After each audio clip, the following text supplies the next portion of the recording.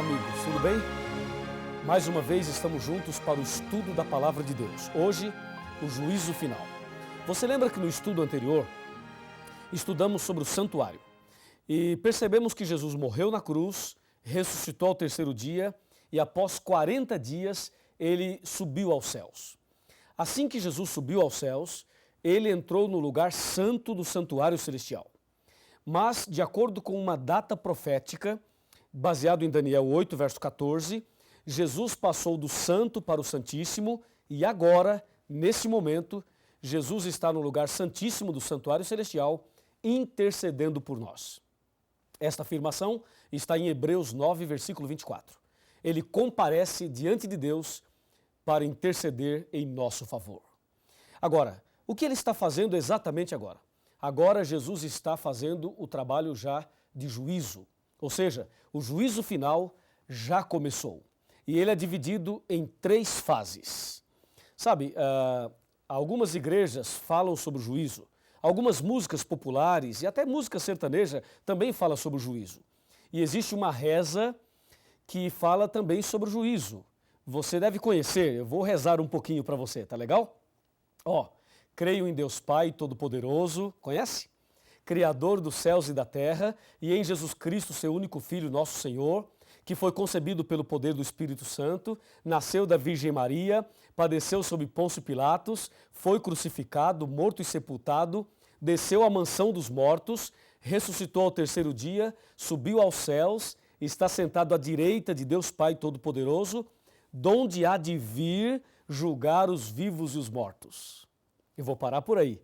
A reza continua, mas eu paro por aqui. Você conhece essa reza, não conhece?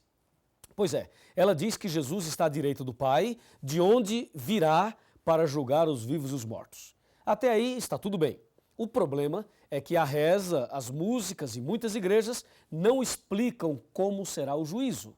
E é justamente esta explicação que teremos agora na Palavra de Deus, na Bíblia. Veja o que está escrito em 2 Coríntios, capítulo 5, versículo 10. O apóstolo Paulo, inspirado pelo Espírito Santo, diz assim: porque importa que todos nós compareçamos perante o tribunal de Cristo, para que cada um receba segundo o bem ou o mal que tiver feito por meio do corpo. O que eu gostaria de chamar a sua atenção e destacar nesse versículo é que todos nós compareceremos diante do tribunal de Cristo. Todos, ricos e pobres, reis, governadores, presidentes, ministros, todos. Pessoas brancas, pessoas negras, homens, mulheres, pessoas de todos os níveis da sociedade, de todos os tipos, de todas as posições, todos comparecerão naquele dia diante do tribunal de Cristo. Ou seja, no juízo final, nenhuma alma escapará. Todos nós passaremos em revista diante de Deus. E mais, nesse juízo final, não dá para praticar suborno, ou seja, se alguma pessoa extremamente rica, na hora do julgamento, vai perder a sua salvação e de repente ela resolve fazer ali uma barganha com Jesus e falar: Senhor, que tal um cheque aí especial para o Senhor quebrar o meu galho? Sabe, isso não existe. No juízo de Deus, a justiça e o amor e também a misericórdia triunfam. Tudo bem que na esfera humana, na esfera humana, como nós somos pecaminosos, cheios de defeitos, pode até acontecer algum tipo aí de suborno, mas a verdade é que no juízo de Deus, Deus é perfeito em tudo que faz. E se você deseja a salvação, é preciso se preparar a partir de agora. E deve saber que perante Deus não há nenhuma injustiça. Ou seja, ninguém será salvo injustamente e ninguém se perderá injustamente. A palavra de Deus diz que todos nós iremos comparecer perante o tribunal de Deus. E a pergunta é: o que é que Deus vai julgar? Exatamente o que será julgado por Deus? Me acompanhe nesse pensamento. O que é que Deus vai julgar nesse momento envolvendo todas as pessoas, todos os seres humanos? Abra sua Bíblia no livro de Eclesiastes, capítulo 12, verso 13 e 14. Repetindo para você, capítulo 12. Abra sua Bíblia aí, eu estou fazendo a mesma coisa aqui. Está bem aqui, Capítulo 12. Vamos ler somente o verso 14. O 14 diz: porque Deus há de trazer a juízo todas as obras. Percebeu? Todas as obras, até as que estão escondidas, quer sejam boas, quer sejam más. Vem aqui, chega mais perto. Aqui diz que Deus vai trazer a juízo todas as obras. Pode se aproximar mais, bem mais perto. Ó, Deus vai trazer a juízo todas as obras. E a palavra de Deus diz, até as que estão escondidas. Diz aí, quais são as obras que nós costumamos esconder? Escondemos as boas obras ou as más obras?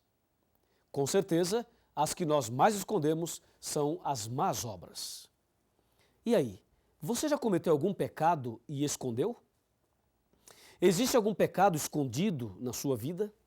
Que o pastor não sabe, que a liderança da sua igreja não sabe, e que a sua família não sabe, e que o seu marido não sabe, ou a sua esposa também não sabe? Alguma coisa que você fez que você escondeu, deixou escondido ali? Sabe quem fez isso no passado? Foi o rei Davi. O rei Davi praticou um adultério, depois mentiu, depois mandou matar o marido daquela mulher e escondeu esse pecado. Escondeu durante muito tempo, até que um dia o profeta Natã veio visitá-lo. E ao visitá-lo, o profeta Natã lhe contou uma história e depois revelou a Davi que o pecado que ele havia escondido não estava bem escondido assim. E aí se cumpre o texto de Jesus que diz, não há nada encoberto que não seja descoberto, não há nada oculto que não seja revelado. E o profeta Natã olhou nos olhos do rei Davi e disse, Davi, tu és o homem que cometeu este pecado.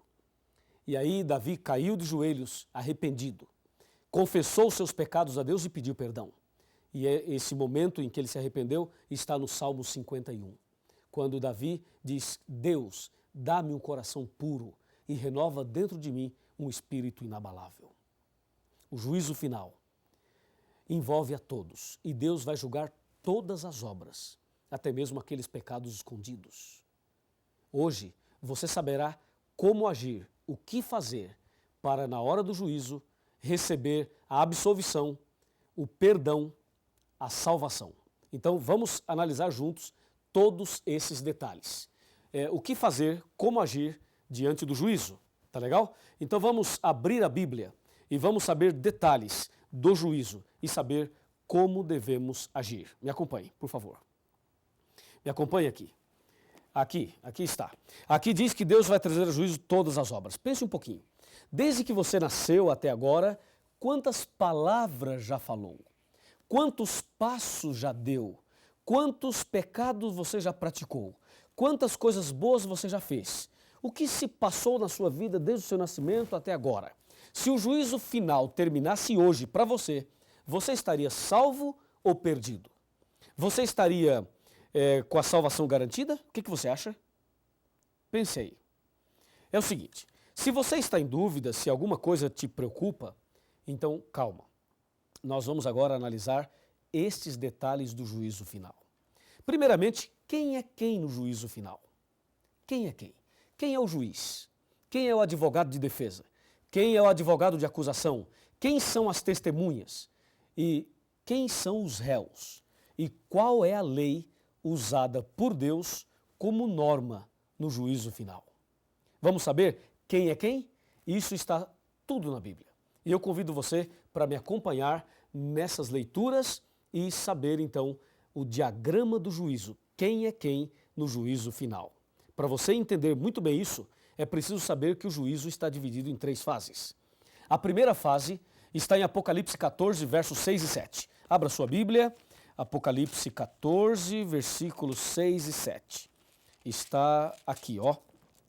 A primeira fase do juízo. Diz assim, vi outro anjo voando pelo meio do céu, tendo um evangelho eterno para pregar aos que se assentam sobre a terra, e a cada nação, tribo, língua e povo, dizendo, em grande voz, temei a Deus e dai-lhe glória, pois é chegada a hora do seu juízo, e adorai aquele que fez o céu e a terra, o mar e as fontes das águas.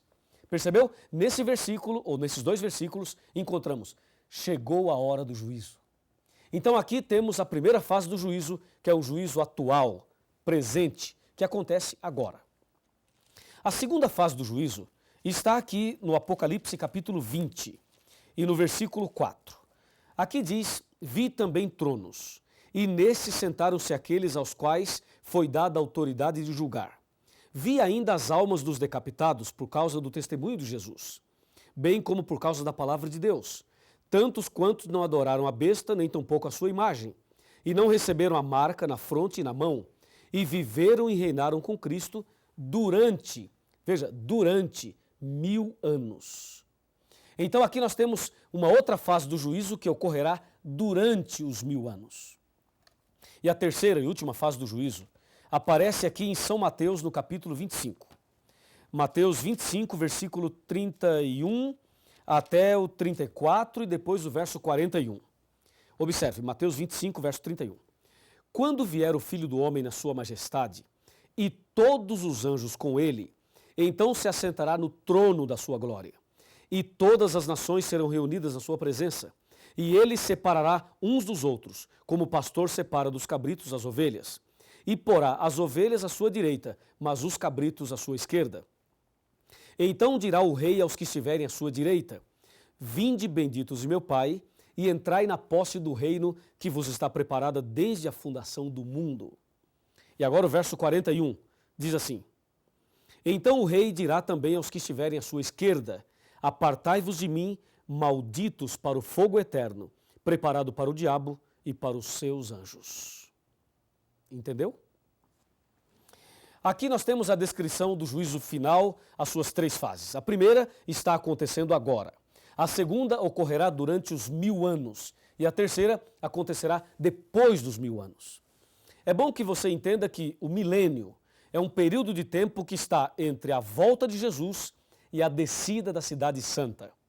Essa descrição aparece em Apocalipse capítulo 20. Quando Jesus voltar, então começa a contagem dos 1000 anos. E quando descer do céu a cidade santa, a Nova Jerusalém, então estará terminando os 1000 anos. Então agora, antes do milênio, acontece a primeira fase do juízo. Durante o milênio acontecerá a segunda fase e após o milênio, a terceira fase.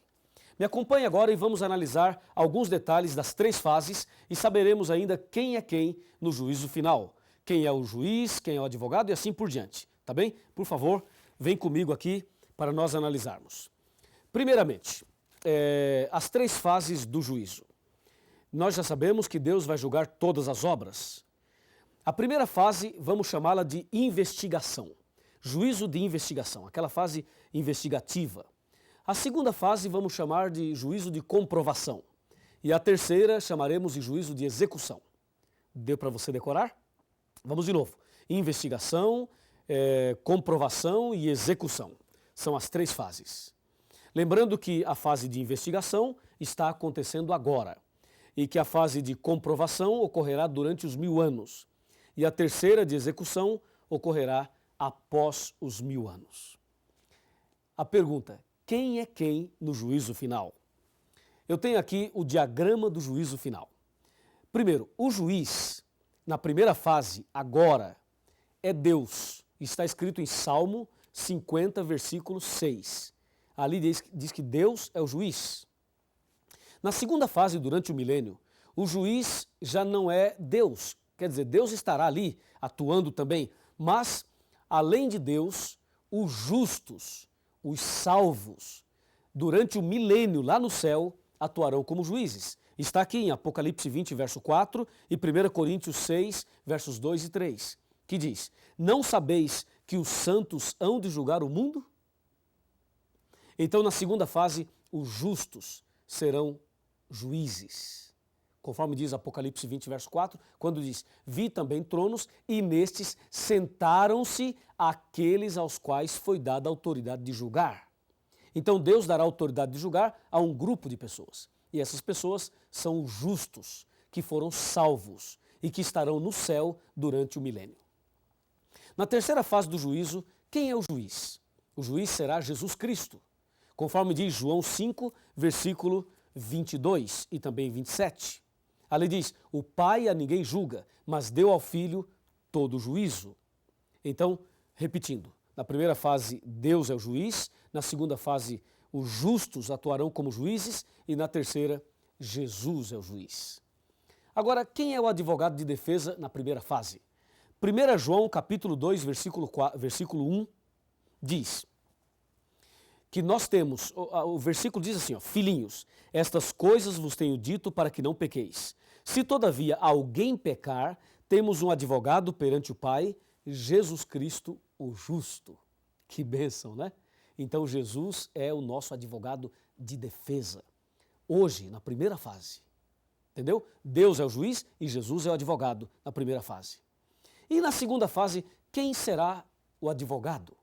Na segunda fase, lembre-se, durante o milênio, não haverá advogado de defesa.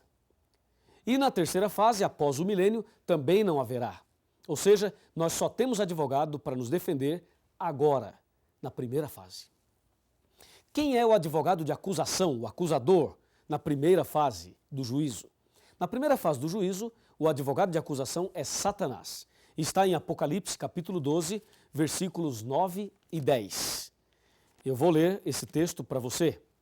Apocalipse, capítulo 12, versículos 9 e 10. Diz assim, o 9. E foi expulso o grande dragão, a antiga serpente, que se chama Diabo e Satanás, o sedutor de todo o mundo. Sim, ele foi atirado para a terra e com ele os seus anjos.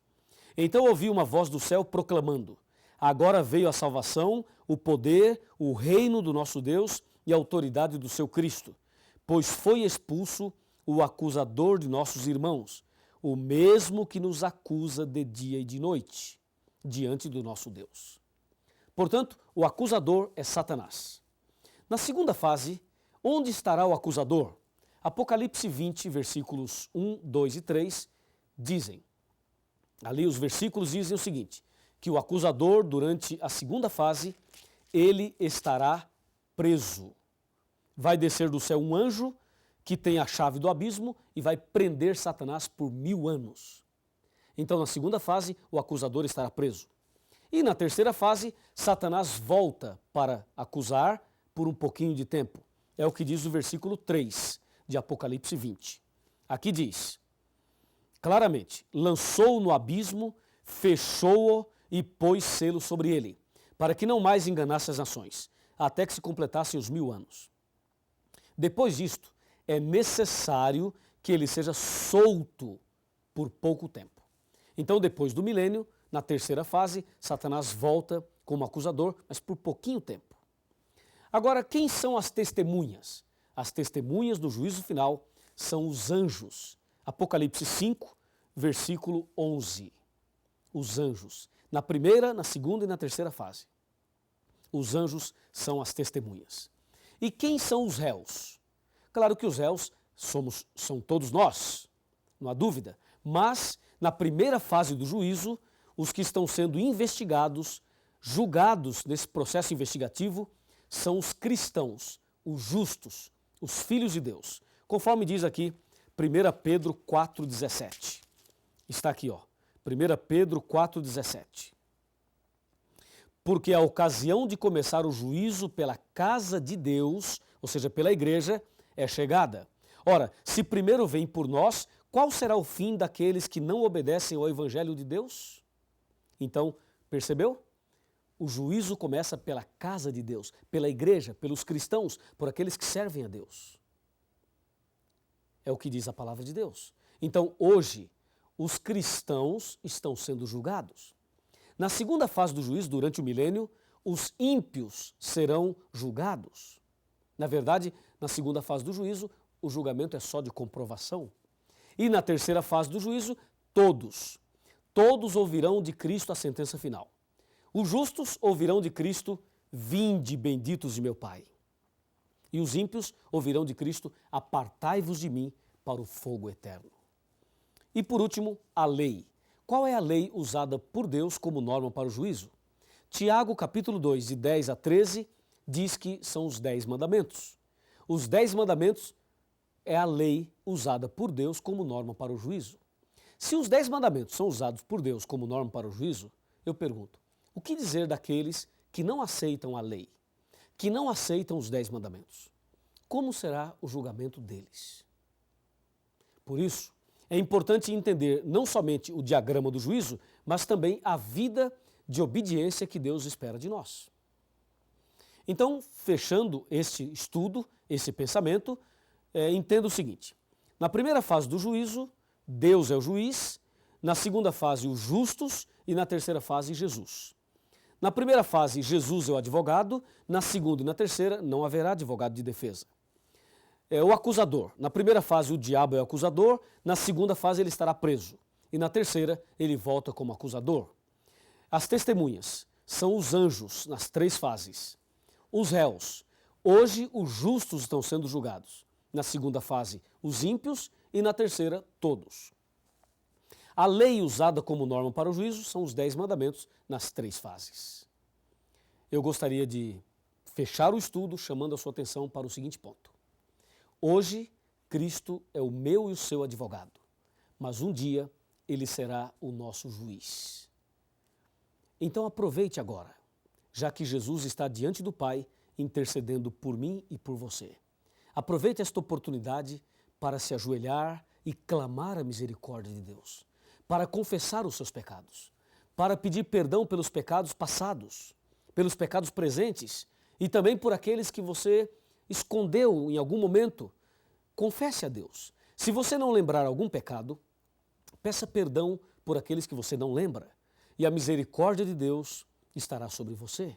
E tenha certeza absoluta, quando chegar o momento final da história, se você for fiel, confessar os seus pecados a Deus, pedir perdão a Deus e abandoná-los e andar em comunhão com Jesus, com certeza você será vencedor e vitorioso. Eu creio nisso e por isso eu convido você agora, já que tomou essa decisão, a orar comigo. Feche os seus olhos, vamos orar. Querido Pai Celestial, muito obrigado porque o Senhor Jesus é o nosso advogado, porque Jesus intercede por nós. Muito obrigado por sabermos também que o sangue de Jesus nos purifica de todo o pecado. Quando chegar o momento da decisão final da nossa vida, que nós possamos estar preparados. Eu entrego esta pessoa nas tuas mãos, em nome de Jesus. Amém. Quando penso em minhas faltas e fracassos, e quantas vezes, meu Deus, decepcionei, eu me sinto incapaz e envergonhado. Não mereço ter jamais o seu perdão, mas Jesus deixou o seu trono lá no céu, morreu na cruz e assim me